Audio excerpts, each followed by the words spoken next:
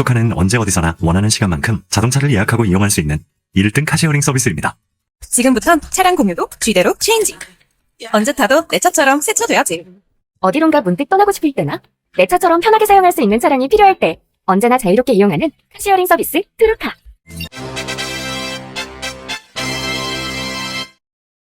네, 안녕하세요. 운전하는 곰돌이입니다. 자, 제가 예전부터 받았던 질문들이 좀 있는데요. 카시어링 회사에서 직원으로서 있으면서 장점과 단점 무엇이 있나요? 라는 질문들을 사실 상당히 많이 받았어요.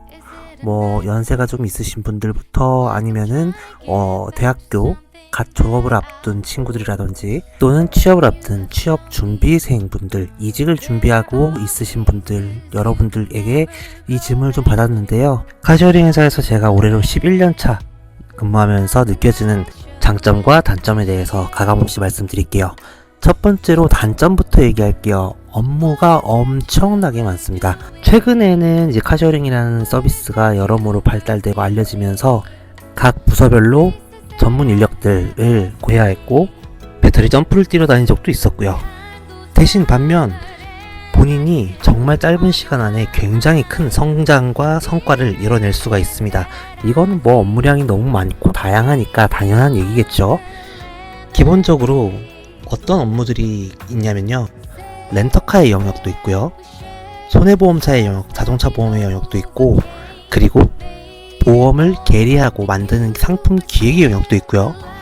차량을 정비하는 자동차 정비 쪽의 영역도 있고, 엑셀이라든지 파워포인트 문서 작업을 하는 사무적인 능력도 있고요. 여러 가지가 전체적으로 엄청나게 올라갑니다. 뻥카드라고 하기엔 너무 구체적이라서 진짜일 것 같은데? 6일날 공시 뜰 거라고? 그럼 일주일 뒤네? 그치?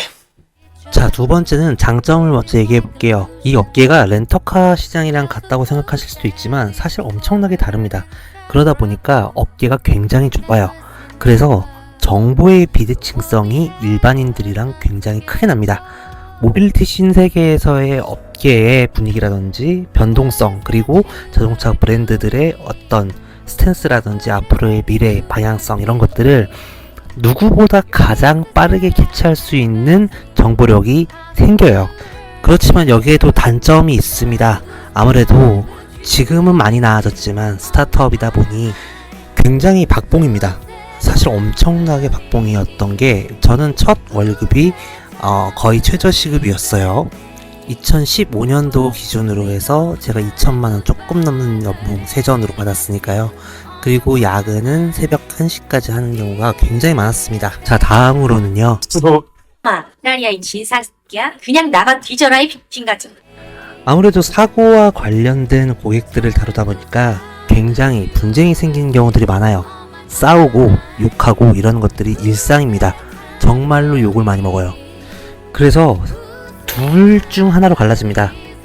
멘탈이 정말 강해가지고 이거 버티고 견뎌내거나, 아니면 정말 빠르게 퇴사합니다. 일반 렌터카에 비해서 12배 정도 많은 사고 양과 20대 초반 중반 고객들이 대부분이다 보니 엄청나게 욕을 많이 먹습니다. 욕 진짜 잘해요, 이 친구들. 그래서 이런 것들을 조금 견디는데 가장 중요한 건 동료들이죠. 같이 일하는 동료들이 대체로 비슷한 성향들의 동료들끼리 결국 남습니다. 그러니까 당장 있는 눈앞에 있는 것보다는 미래의 나를 꿈꾸면서 조금 자아 실천을 해가고 좀 성장해 나가는 마인드를 가진 동료들이 많이 힘이 되고요. 이 다음에 단점으로는 의외로 상당히 돈이 이 집 저 집 왔다 갔다 몇 번 돌면은 그게 10바퀴 돌면 100만원 되는 거다. 그게 경제가 활성화되는 거다. 예전에 과거 사회주의 국가들이 내세웠던 유토피아입니다. 유토피아. 안 그럴 것 같지만 회사 안에서의 사내 정치가 엄청나게 판칩니다. 이건 사실 대기업이나 다른 회사들도 마찬가지겠지만 왠지 스타트업은 안 그럴 것 같고, 약간 스마트하게 일하는 사람들만 있을 것 같고, 철저히 능력 중심주의일 것 같고 이렇지만 실제로는 꼭 그렇지는 않다라는 것이 단점이고요. 반대로 얘기하면요, 그 안에서 살아남는다라고 하는 거는 굉장히 능력이 좋다라는 걸 인정을 받는 거기 때문에, 실제로 지금 소카의 대주주 현황을 이렇게 보게 되면요, 나이대들이 굉장히 젊어요. 이 중에는 제가 있었을 때 같이 근무했던 분들도 있고 아닌 분들도 있는데 지금 보시다시피 굉장히 나이대가 젊습니다. 이분들은 사실 다 지금 이사급이거든요. 본인이 일을 압도적으로 잘할 수 있으면 정치 이런 거 전혀 신경 쓰지 않고 30대 초반에도 10명씩 있는 팀을 리딩할 수 있는 기회들이 많이 있습니다. 그 다음으로는 단점일 수도 있고 장점일 수도 있는데요. 업계가 정말 좁아요. 정말 좁아서 우연치 않게 외부 미팅을 나갔다가 전 직장 동료를 만난다거나 건너 아는 사람이 레퍼런스 체크가 들어온다거나 이런 경우들이 상당히 많아요. 다시 얘기하면 이 업계 쪽의 인맥들이 엄청 많아진다는 얘기이기도 합니다. 근데 이게 사실 본인이 어떻게 일을 했고 어떤 에티튜드를 가지고 일을 했었는지에 따라 사실 엄청나게 단점이 될 수도 있고요. 엄청나게 장점이 돼서 서로가 사고를 도와주고 보완해주는 이런 관계가 되는 경우들이 좀 있습니다. 업계가 상당히 좁다.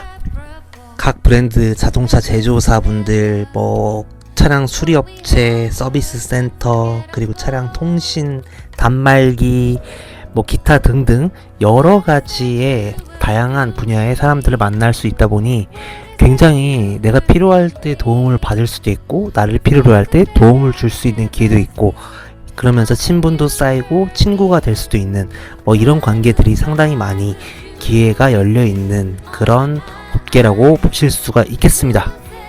자, 오늘은 이렇게 메일이랑 DM으로 제가 상당히 제일 많이 받았던 질문 중 하나인 카쉐어링 업계에서의 장단점을 제가 말씀드렸고요.